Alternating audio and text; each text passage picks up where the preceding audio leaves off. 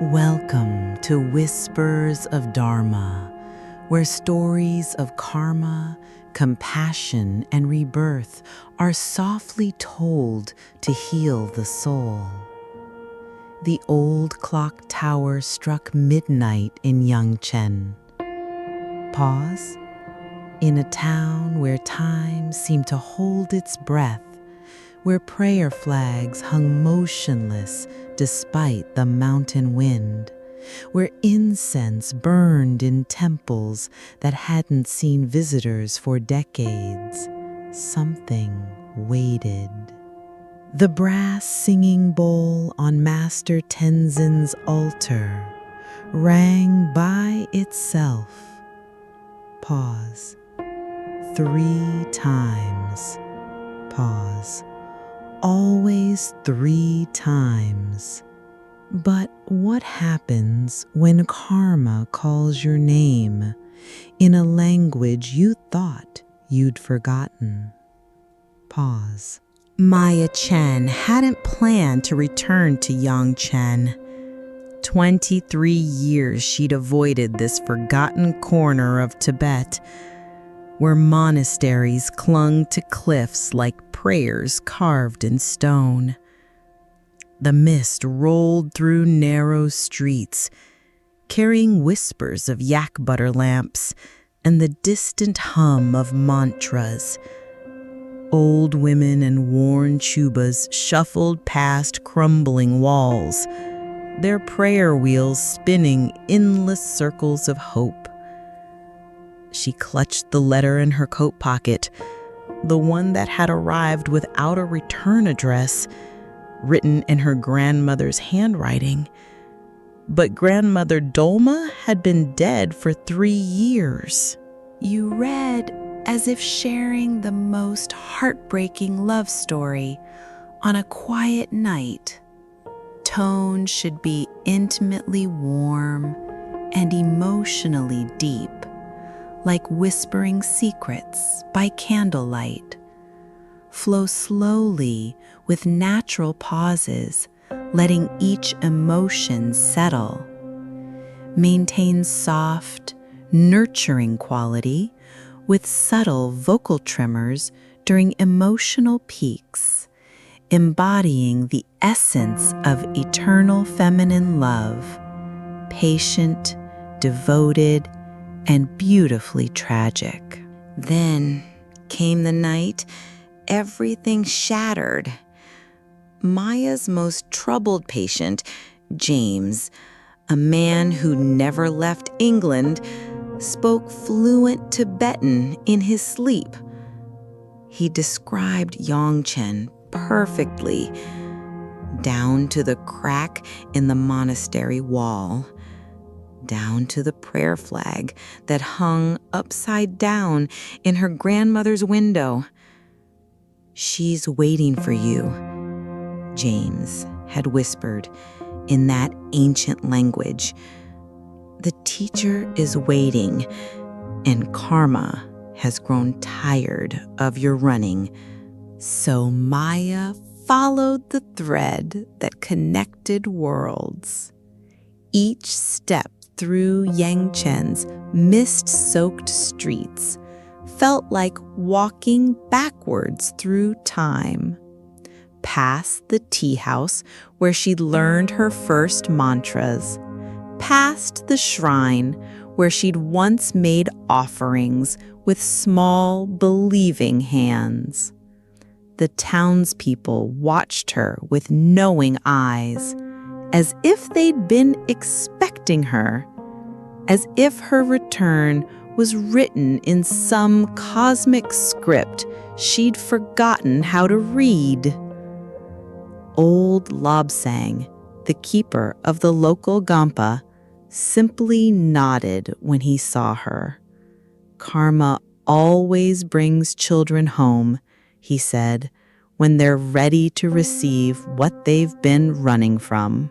The monastery doors opened by themselves. Inside, Maya found her grandmother's meditation cushion, still warm. Candles flickered with flames that cast no shadows, and the air hummed with the vibration of prayers spanning decades. Then she heard it, her grandmother's voice, soft as mountain snow, speaking from everywhere and nowhere. Mayala, forgiveness isn't something we do once, it's something we practice, lifetime after lifetime, until we remember that love never truly dies. The walls shimmered, and Maya saw them all, every soul she'd helped in London, every patient whose pain she'd eased. They were here, in different faces, different robes, but the same spirits she'd been learning to heal for centuries. But karma demanded more than recognition. The vision shifted, showing Maya a truth that made her soul tremble. Every person she'd helped heal had once been someone she'd hurt in another lifetime. James, from London, had been Jigme, the young monk she'd mocked for his devotion. Sarah, who'd found peace through Maya's counseling, had been Sangmo, the friend Maya had abandoned when she left for England. This is how compassion works. Grandmother Dalma's voice whispered through the mountain wind. We return to serve those we failed until every debt of love is paid.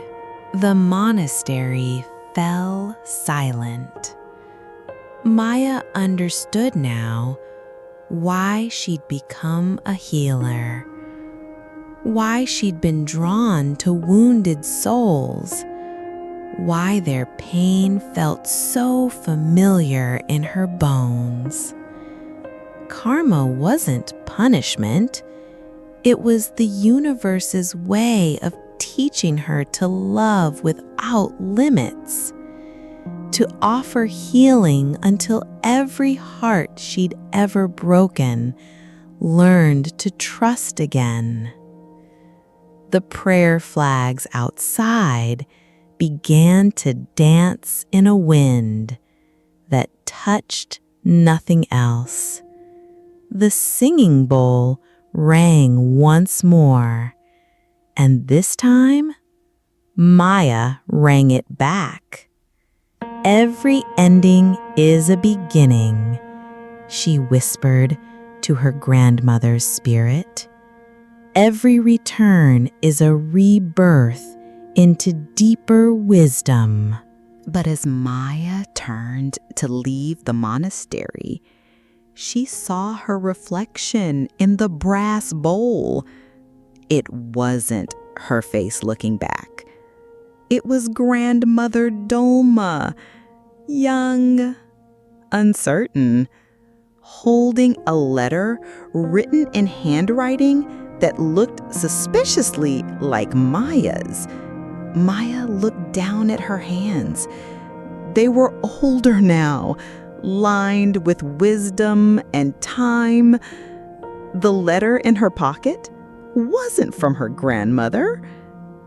It was from her future self to her past self, because karma moves in circles, and love transcends the illusion of linear time.